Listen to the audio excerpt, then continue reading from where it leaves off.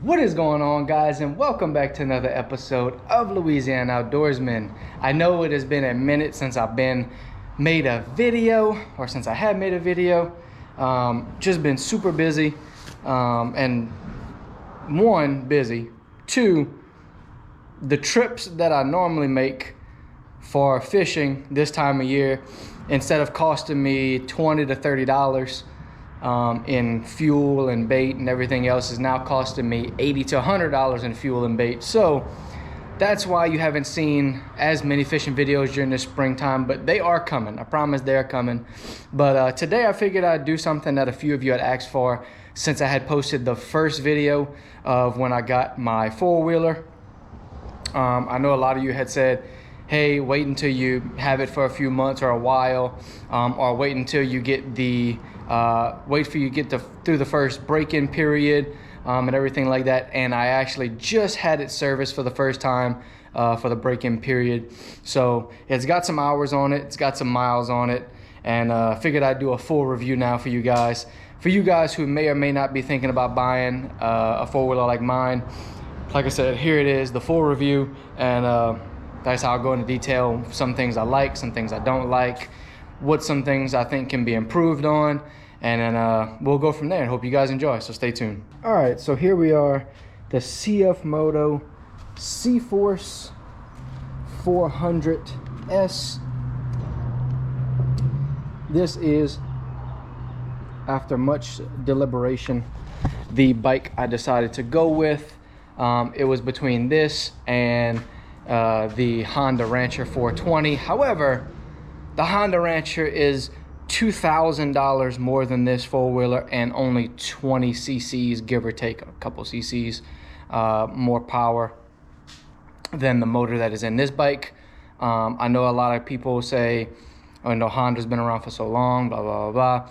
However, a lot of people don't know that CFMOTO has been around for a little bit as well. Not as long as Honda, but they have been around, just not in the United States. I think they came to the United States maybe 10 years or so ago.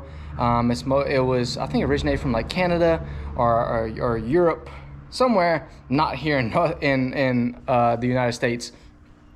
But since coming, like I said, I read a ton of reviews, watched other people do review videos on this bike before I made this purchase. But the first thing, I'm gonna go over some of the things that, first of all, that they could change. Not that I dislike, but that they could change. First, this.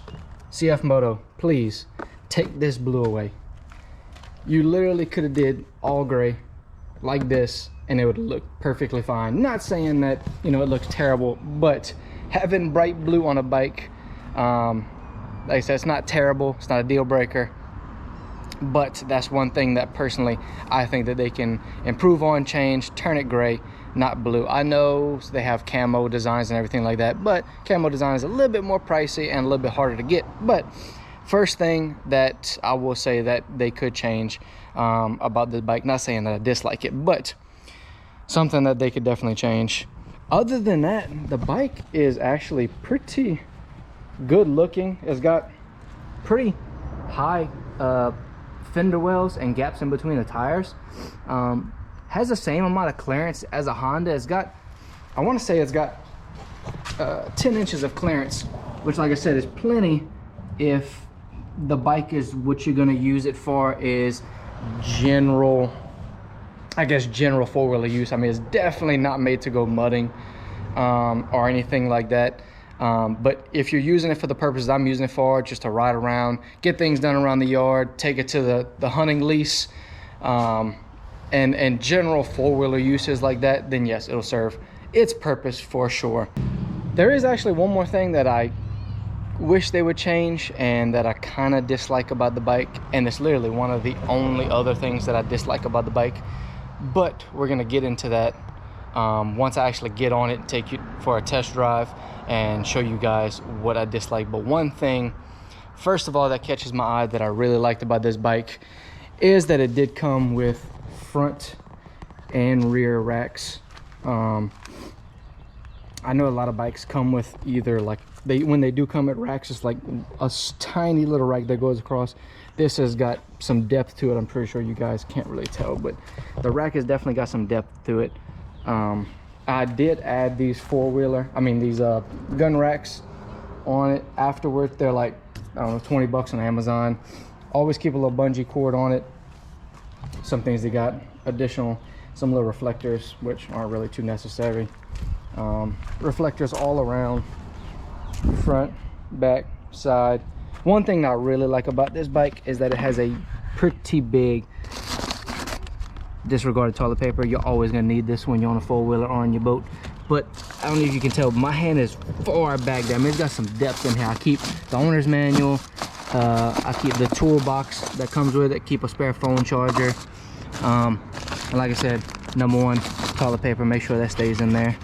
And it's a lot easier to access than most bikes. It's higher than most bikes that I've seen. A lot of them, the compartment's like way under here and you got to reach under, but this one's right here on the back side. Did add this 2-inch ball hitch. That's another thing I liked about it, is that it has a pretty high receiver hitch. It's not low like some other bikes, but that's due to, like I said, the 10-inch clearance that the bike has. Bike does have independent rear suspension, which is another plus. And another reason what made me go with this bike over the Honda Rancher is majority of the Honda Ranchers only have the straight axle, which if any of you have rode a Honda Rancher with a straight axle, you know it is a tough ride when the road gets bumpy. So that's one other definitely plus about the bike, is it has independent rear suspension. So getting into, I guess you want to call it the cockpit of the four-wheeler, you have the display, which when you start it, as your fuel pump priming, and then when it's done, that's when you know you can start it. Got your start button here, got your kill button. I say kill switch, kill button. This is one of the only four-wheelers that I've ever seen, which I didn't even know it had until I bought it, but it actually has a horn. Not gonna honk it now because I'm literally facing my shop and it would be deafening loud. Got your lights up here. This is pretty cool. It's got like a little I don't know if you guys have ever seen like the Audis or any of the newer cars that has the daytime running lights on it. But if you flip to this little switch here, that switch right there, then you got your little LED lights on either side, just for a kind of visual look on the four-wheeler. Something else that I kind of liked about the bike. So turn it off, you got your regular lights, headlights, then you got your brights, which plenty of light. Like I said, if you're using for standard use, plenty of light. These headlights work pretty good. It's not nighttime, so it's pretty hard to see. You got your two-wheel drive, four-wheel drive, so it's in two-wheel drive now, but if you press this button, you can hear it locking the four-wheel drive. Then if you want to lock the rear differential in four-wheel drive, you press this button, then it locks the differentials, and press it to unlock it, and then take it out of four-wheel drive before I forget when we take off. It's like I said, it's got the display on it. It's really hard for you guys to probably see because it looks like it's kind of glitching out because it's a recording. But they have your miles per hour, they have your odometer, which it has 84.8 miles, your fuel mileage right here, your temperature gauge, has a clock with your time, and it shows right here what it's in: park, drive, neutral, whatnot. Kind of says it up here in this little, see it's in park right now, it says P. You can go to different things. This has the trip mileage. Click it again, has your RPMs when you're going. Right here's the hours, 23.5 hours. Doesn't have any hours, but just enough to get it serviced for the first time. Has your voltage on your battery. And I'm not exactly sure what that one is. It just has a bunch of lines. I'm not exactly sure. I didn't read into the owner's manual enough. But another plus on this bike, the reason why I keep the phone charger in the back is because it has not only the USB, but it also has your 12 volt, which is, most four-wheelers have this 12 volt standard plug-in if you want to plug in like a spotlight or anything like that. But this is a plus, having the USBs. That way you don't have to have actual plug-in to charge your phone. You can plug it in while you're rolling. That is another plus I liked about this bike. And one last thing before we take off that I did like about this bike is that I originally wanted the Honda because it was foot shift. I was set on foot shift. I wanted foot shift, only foot shift. And now after having this regular just shift in to high or shift in to low, shift in to reverse or whatever, I would much rather shift it into gear, hit the gas, and we're rolling. Don't have to worry about shifting or anything like that, which I am glad that I decided to get the bike and not the Honda, due to the fact that I would have got pretty tired of foot shifting over and over and over and over and over. So with that being said, I think I'm gonna strap this GoPro to my chest and we'll go and take a ride in the cane field and show you guys a little bit about the bike when it's running. All right, got the bike. I'm gonna hit the start button. As you can tell, it starts up really easy. Put it in reverse. Back it up on out of here.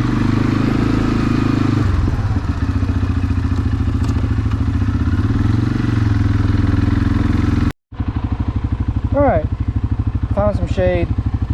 Now I will say, let me put this in park real quick. The one other thing that I do dislike about this bike is, as many of you who either have or have ridden a bike that's belt driven, is the delay in when you put it in gear, start to press the gas, and it actually engages. So what I'm gonna do is I'm put it in high. As you can tell, I'm pressing the gas. You can hear it revving, but it's not going yet, and finally you can feel it when it kicks in. So it's got that delay when it starts to actually move. So I hit the brake, I'm hitting the gas, we're not moving until now. It has the delay.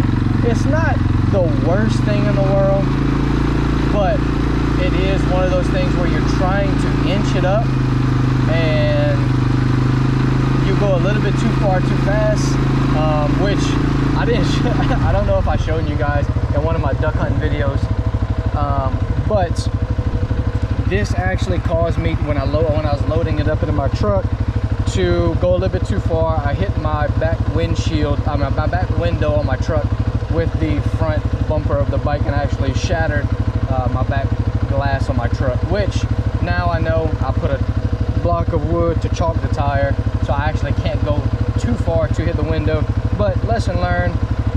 But all in all, that's one of the only other things that I dislike about this bike is the delay. But like I said, most belt driven bikes have it, so it can be fixed by adding a few things into the bike, but I'm gonna leave it stock and leave it like it is. It doesn't bother me at that much to where I want to, you know, start making modifications to the bike. But like I said, a lot of other pros to this bike. I will say, if you're getting this bike to have low-end torque, this bike does not have as much low-end torque as the Hondas do. I will give it that. It does not have as much, like I said, low-end torque as the Hondas. Now, when it's in low, put it in low, it will, you know, it will pull what you need to pull. I've pulled trailers, I've pulled whatever. I've got myself, you know, out of a little bit of a mud hole before. But when it's in low, it's meant to just go super slow, probably 8 miles an hour max. As you can tell, I'm only going 8 miles an hour now, and it revs really high. But like I said, that's meant for only low-end torque. When you're either pulling a trailer, like when we were moving to my new house, I used the four-wheeler to move a trailer with our stuff loaded down, hauled it with no issues at all, had it in low the whole time. But when you have it in high, is when you're meant to go above 10 miles an hour or so. Now, one plus about this bike that I do like, once you get above like 10 miles an hour, it is a really smooth riding bike. I mean, it's smooth either way, 10 and under, but once you get above 10, it's so effortless pressing the gas, and it's a super smooth ride, especially like I went over earlier with the independent rear suspension. The ride's super smooth. I definitely can't complain about that. And on top end speed, bikes definitely, especially for a 400, I find that this bike definitely has way more top end speed, and it's way smoother higher up in the gear than say a Honda or whatnot. I actually haven't topped the bike out yet, but going 30 miles an hour on this bike is definitely, it's a breeze. You won't even notice that you're going 30 miles an hour at all. Once I get on smoother terrain, I'll definitely speed it up a bit, but I just wanted to show you guys right now. We're going 15 miles an hour, and the terrain's pretty bumpy, but the ride is super, super smooth. And that's definitely one thing I like about the bike, especially if you have somebody riding with you on the back side of the bike. It's a lot easier ride for them as well. All right, now that we're on smoother terrain, that's it. I'm gonna give it a pretty decent clip on speed. If you guys don't recognize this spot, this is the spot where I filmed my video, where I found that canal towards the back of my house. Same spot. I came back here and looked yesterday, actually put some fish, but didn't find too much. But like I said, got a decent clearing, so we'll just see what this bike got real quick on a higher end cruise.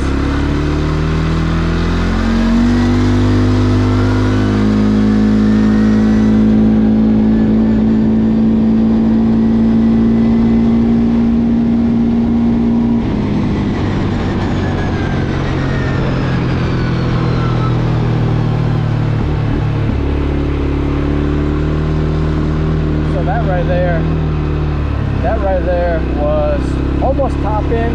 If I wouldn't have had to brake and come to an end because it's tree line, I might be able to hit about 55, but in that span we hit 51 or 52 miles an hour, and it did it with effort. And like I said, I hit a few bumps. I hit a few bumps while I was going, but the bike suspension handled it extremely well. And like I said, let me take this off my chest real quick. For the price of the bike, which total tax, title, out the door, $6K, you can't beat it right now. Especially Honda's getting up in the $9,000 range for the base models. It's really hard to beat it. Like I said, I haven't found really anything that's terribly wrong. Just a few things that I dislike about the bike. Nothing that's technically wrong with it. Just some things that I think that they can improve on. But overall, can't complain about the bike. The gas mileage on the bike is phenomenal. I could literally go, the first tank full that I put in this bike, I believe I went almost 60 miles on a 1 tank of gas, and it only's got a 3-gallon tank, or 3.5 gallon tank. So super good gas mileage, can't complain at all. It gets the job done. There hasn't been anything that I couldn't have done with this bike so far. So like I said, overall can't complain. But I hope you guys did enjoy the video. Hopefully you guys found this helpful. If you have any other questions, leave a comment down below. And as always, I'll catch you guys on the next episode of Louisiana Outdoorsman.